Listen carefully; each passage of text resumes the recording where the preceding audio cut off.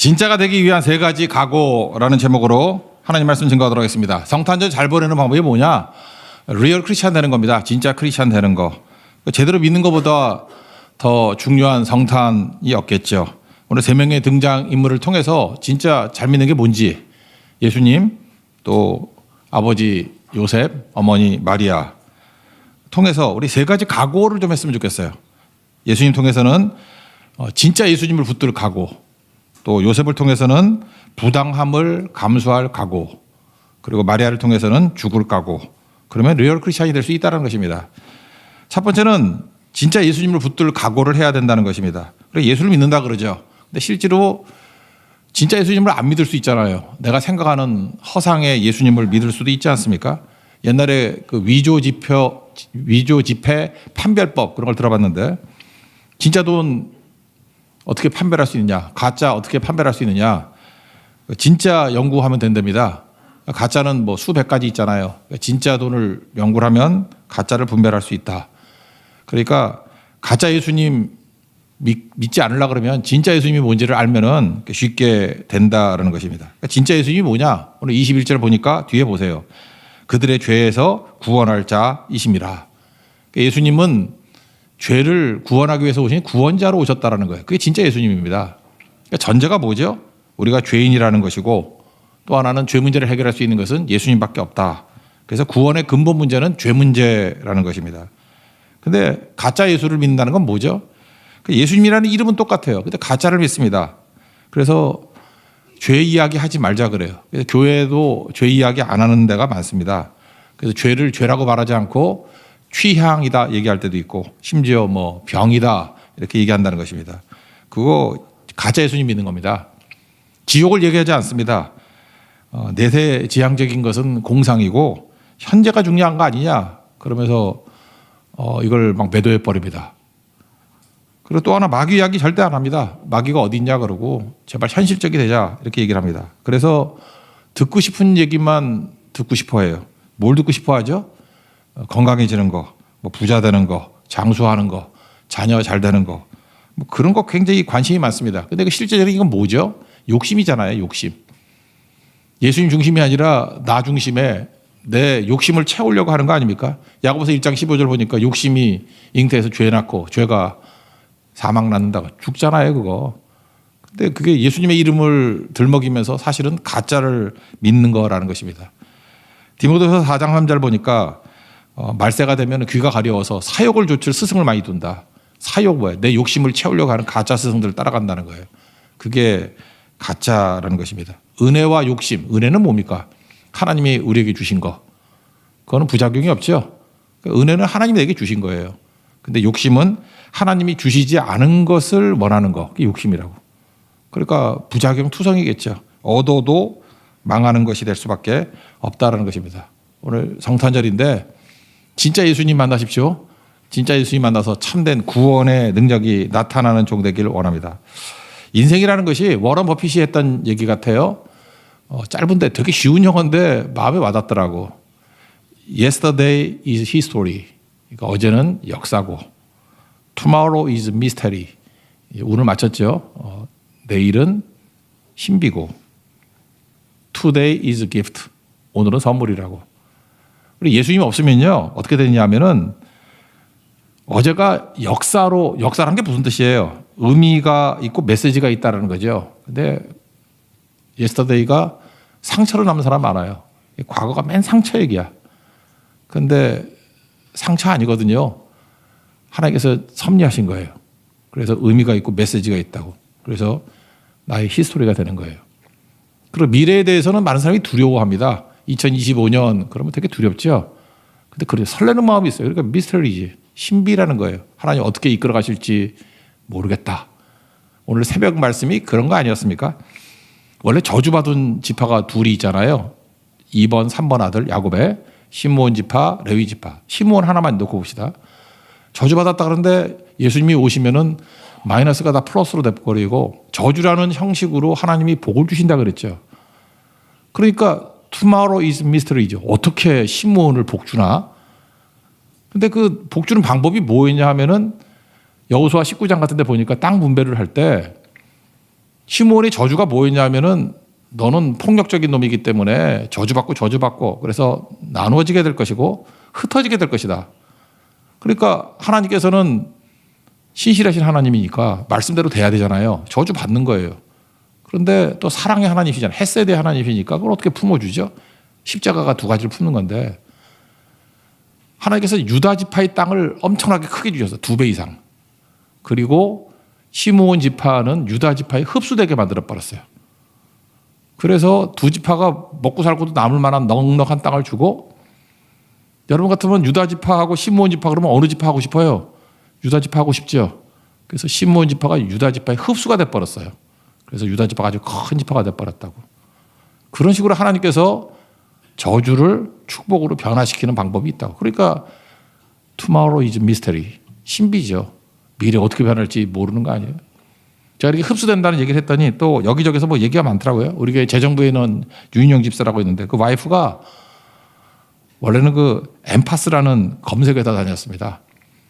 근데 갑자기 SK텔레콤하고 합병되는 바람에 SK텔레콤 직원이 돼버린 거예요. 얼마나 좋아요. 허접한 회사 다니다가 죄송합니다. 그 허접한 회사라서 허접한 회사 다니다가 SK텔레콤 좋은 회사잖아요. 그리고 지금은 또 그 같은 것을 이직을 해서 삼성전자 부장이 돼 있더라고. 잘 보세요. 이게 하나님께서 흡수되는 걸 통해 가지고 막 세워주잖아요. 제 제자 얘기를 한 번 했었죠.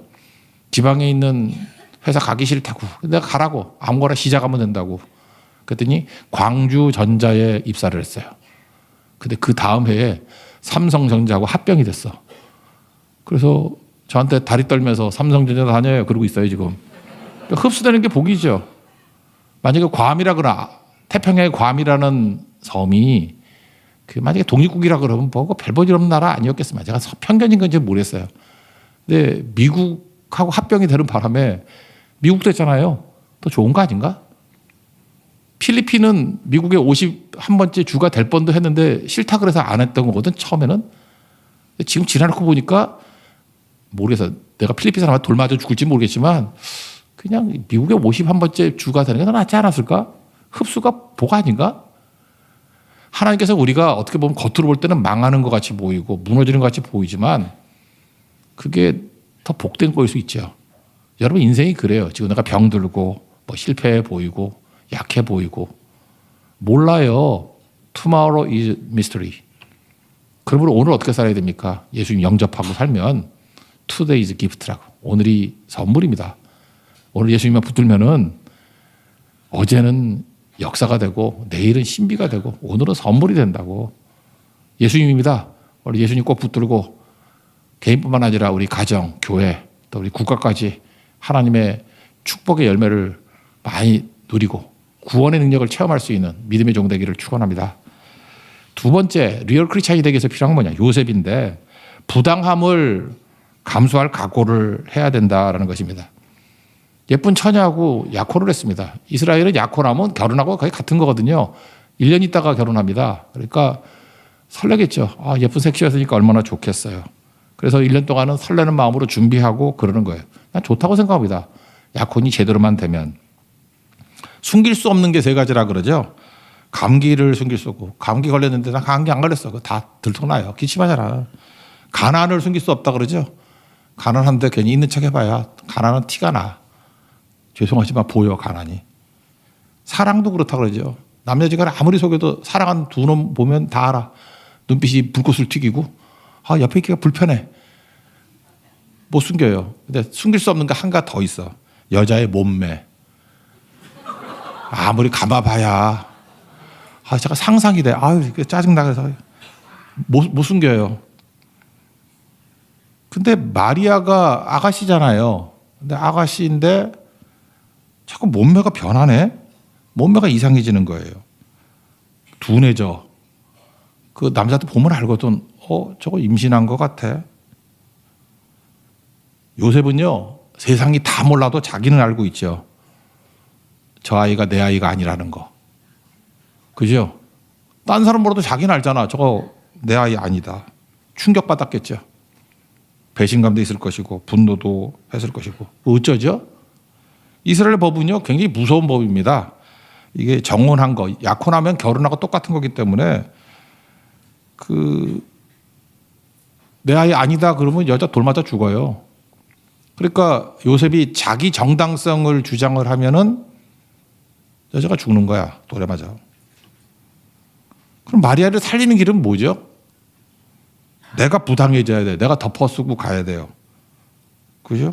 여기 19절 보니까 요셉은 의로운 사람이고 드러내지 않고 가만히 끊고자 했다 이렇게 나오죠. 가만히 끊고자 해서 끊었다 그러면 어떤 일이 벌어집니까? 임신해서 애를 낳을 거 아니에요. 그러면 진짜 나쁜 놈이죠. 왜요? 임신시키고 도망친 놈, 임신시키고 버린 놈. 아마 돌멩이 맞아 죽을 수도 있고 어쩌면은 사회적으로 매장을 당할 수도 있는 거겠죠. 얼마 전에 어떤 영화배우 뭐 아이 낳는데 아이는 인정하는데 결혼을 못 하겠다 그래서 욕 바가지로 먹잖아. 그 정도 욕이 아니야 이건. 요셉은 잘못한 것도 없잖아요. 근데 욕 바가지로 먹잖아요. 고민이겠죠 이때 남자. 여러분 이따가 살다 보면 그런 거 있습니다. 나의 정당성만 주장하고 살면은 잘 사는 거 아니에요. 크리스찬의 파워가 하나도 없어. 그럼 나는 오라. 근데 내 주변은 다 악질들 만드는 거예요. 내 주변에 자꾸만 이렇게 넘어지는 사람 많은 거는 내 정당성만 주장하기 때문에 그래요. 근데 요셉은 진짜 의로운 사람이에요. 내가 부당한 대우를 받고 부당함을 감수하잖아요. 그래. 죽으면 죽으리라 하면서 여자 살리는 쪽으로 가더라는 것입니다. 이게 중요한 거죠. 많은 크리스찬들이 교회가 힘을 잃어버리는 이유가 뭐냐면 그냥 모든 힘을 가지고 내 정당성을 추구해. 나 옳다라는 거예요. 바리새인이 맨날 그러고 살았잖아요. 내 이미지 좋게 만들고 내 이미지가 중요하고 나의 결백, 오해받지 않는 거. 근데 여러분들 진짜 예수님의 제자로 크리스찬으로 살아가다 보면요. 예수님도 그랬어요. 부당한 일도 해야 돼요. 부당한 대우도 받아야 되고 오해도 받아야 돼요. 여러분 누구 살리라 그러면 오해받는 일이 얼마나 많은지 아십니까? 그 오해를 풀어주려고 하다 보면은 나는 정당하고 그 사람 죽게 된다고. 그럼 오해 받아야지. 요셉은 오해받는 것을 감수하잖아요. 희생, 손해, 섬김. 그래서 요셉의 길이 사실 예수의 길인 거예요. 여러분 예수 믿으면서 1년 내내 나는 부당한 대우를 받아본 적도 없어. 나는 그냥 정당하고 정정당당해. 그러면 잘 믿는 거 아니거든요, 그거. 그러니까 영혼 구원이 없지. 전도도 없고 영향력도 없고. 십자가, 자기를 부인하고 자기 십자가를 지르는 게 뭐 딴 건지 아십니까? 저 오해받고 참어 그런 거죠. 억울해도 좀 참어. 네가 죽음으로 말미암아 누가 살 수 있다 그러면 좀 죽으면 안 되겠니? 예수님의 말씀이 그거라고요. 그게 리얼 크리스찬입니다. 좋은 사람이 된다라는 게 뭡니까? 우리 좋은 사람 되자 그러잖아요. 좋은 사람. 좋은 사람이 돼서 목표가 사랑받는 거? 그거 아닌 것 같아요. 좋은 사람이 된다는 것은 이용당하는 거예요. 어찌 보면은 주변 사람들이 나를 잠깐 이용하려고 그래. 그럼 이용 당해주면 어때? 제가 보니까 자녀들이 부모를 이용하잖아. 그렇지 않습니까? 뭐 저는 제일 많이 이용당하는 게 자녀들한테 이용당한 것 같아요. 사랑은 별로 안 하는 것 같아, 걔네들이. 뭘 사랑을 해? 사랑을 하게. 맛있는 거 지들 다 먹고, 그죠? 계속 이용당하는 거예요. 그래서 좋은 아빠잖아요. 그죠? 자녀를 이용해 먹으면 안 되지. 그래서 우리 좋은 크리스찬들이 되는 길이 어디에 있느냐? 이거 붙들었으면 좋겠어요. 좀 이용당합시다. 우리 크리스찬들은 이용당하는 거예요. 우리가 얼마나 예수님 이용해요. 예수님 이용해서 죄사함 받고, 예수님 이용해서 죽음도 면하고, 이제 부활하고, 예수님 이용해가지고 수렁에서도 건진받고, 예수님이 기꺼이 이용당하셨잖아요. 그렇다면 우리 크리스찬들이 해야 될 일이 뭐죠? 잘 산다, 좋은 사람이 된다는 것은 사랑받고 칭찬 듣고 존경받고 그런 게 아니고 이용당하는 거예요. 그래서 교회는 이용당하는 겁니다. 오늘도 교회를 많이 이용하십시오. 점심도 먹고 가시고요. 나갈 때 또 뭐 후디도 막 줍니다. 강다니엘 슬리퍼도 줍니다. 어떤 사람은 쓰레빠 그러는데 쓰레빠를 한 몇 대 때리고 싶어. 슬리퍼. 예. 그러니까 교회 잠깐 이용당하는 거예요. 우리 성교 가서 할 일이 뭐예요? 이용당하는 거지. 내가 계속 이용당하면은요, 이상하게 살아나요, 사람들이. 그게 좋은 사람 되는 길이라는 것입니다. 요셉은 계속 이용당합니다. 그래서 좋은 사람입니다. 의로운 사람이라는 거. 세 번째, 마리아를 봅시다. 죽을 각오를 하라는 것입니다. 죽을 각오. 쓰임받는 게 죽을 각오라는 거예요. 천사가 와가지고 너 메시아 엄마 할 거야. 그런다고요. 그러면 영광스럽죠. 하나님이 쓰신다 그러니까 얼마나 영광스러워요. 하나님 나를 사용하신데 기쁘기만 한가? 근데 천사가 뭐라 그러냐면 내 태를 좀 사용할게 그래요. 힘듭니까? 내 자궁을 좀 사용할게. 아니 사용할 게 따로 있지. 빌릴 게 따로 자궁을 빌리자고? 자궁을 빌려달래요. 쓰임받는 게 참 힘듭니다. 그럴 때 동정녀라는 게 뭐 말이 어렵지. 처녀예요, 처녀. 남자를 모르는 처녀라고. 그러면 그 처녀가 자기 몸을 남편을 위해서, 신랑을 위해서 준비한 거 아닙니까? 천사가 와가지고 네 자궁을 좀 사용하겠대. 저 남자 모르는데요? 그랬더니 아이 나도 알아. 성령으로 잉태한 거야. 너를 통해서 구주가 나실 거야. 그럴 때 이게 감당할 수 있는 사명입니까? 마리아뿐만 아니라 우리도 마찬가지입니다. 이게 하나님 앞에 쓰임 받는다고 하는 것이 어찌 보면은 좀 말이 안 되는 것도 되게 많아요. 그죠? 감당 못할 일이 되게 많이 있다고요. 이 스토리는 누가복음에 나오는데 누가복음 1장 26절에 보니까 나사렛 동네에 갔더니 다윗의 자손 요셉이라는 사람과 약혼한 처녀가 있더라. 이름은 마리아다. 그래서 1장 31절에 이렇게 얘기합니다. 내가 잉태하여 아들을 낳으리니 이름을 예수라 하라. 그랬더니 마리아가 이렇게 얘기합니다. 나는 남자를 알지 못하는데 어떻게 이 일이 벌어지겠습니까? 그랬더니 야 성령으로 잉태한 거고 하나님 못할 일이 어디 있니? 네가 거룩한 하나님의 아들을 낳을 거야. 이렇게 얘기를 합니다. 그럴 때 뭐라 그러죠? 아멘 그런다고. 아멘. 주의 여정연이 말씀대로 내게 이루어지이다. 이게 무슨 얘기죠? 처녀가 잉태하면은 돌에 맞아 죽는다니까요. 죽을 각오죠. 그래 주님께 맡기는 거라고. 우리 신앙의 많은 부분이 그렇습니다. 확실성 너무 추구하지 마십시오. 아까도 얘기했잖아요. Tomorrow is mystery. 미스터리가 뭐예요? 신비롭다는 거는 확실한 게 아니거든요. 설레는 거예요. 하나님이 선한 길로 이끄신다는 걸 믿고 설레는 거지 확실한 거 아니라고요. 제가 1절에 말씀을 드렸죠. 젊음과 늙음의 차이가 뭐냐. 젊다라는 것은 자기를 불안정한 상황에 던질 줄 아는 게 젊음이에요. 그럼 늙음이 뭐예요? 안정만을 추구하는 거예요. 나이 들면은 또 기회가 없다고 생각이 들어서 약간 안정 쪽으로 간다고요. 젊었을 때는 불안정을 위해서 몸을 던진다고요. 그러니까 사실 보면 젊다라는 건 믿음하고 되게 닮았죠. 믿음은 불안정에 집어넣을 수 있잖아요. 그러니까 아브라함도 젊었잖아요. 그러니까 갈 곳을 알지 못하고 막 가잖아. 나이 75세에도. 하나님이 가라 그러니까 본토 진짜 아비집을 떠나서 내가 내게 지시할 땅을 가라. 불안정해요. 아무것도 안정이 없어. 근데 가잖아요. 하나님 믿고. 그게 젊음이죠. 갈렙을 보세요. 85세가 되었는데 헤브론 산지 철옹성이에요. 그 쉽게 정복 못해서 젊은 애들도 나가 떨어지고 있는데 이 산지를 내게 주셔서 내가 85세지만 하나님이 나와 함께 하시면 내가 그들을 쫓아낼 것입니다. 이게 어떻게 노인이에요. 젊음이지. 그래서 믿음과 젊음은 동의어예요. 그래서 나이가 들어도 믿음이 있으면 젊게 사는 거고 나이가 20대를 할지라도 믿음이 없으면 노인같이 사는 거라고. 그러니까 믿음과 젊음은 똑같다는 것입니다. 그런 의미에서 마리아는 진짜 젊은 사람이에요. 믿음의 사람이라고. 자기 삶을 맡기지 않습니까? 그때에 승리하게 되더라는 거예요.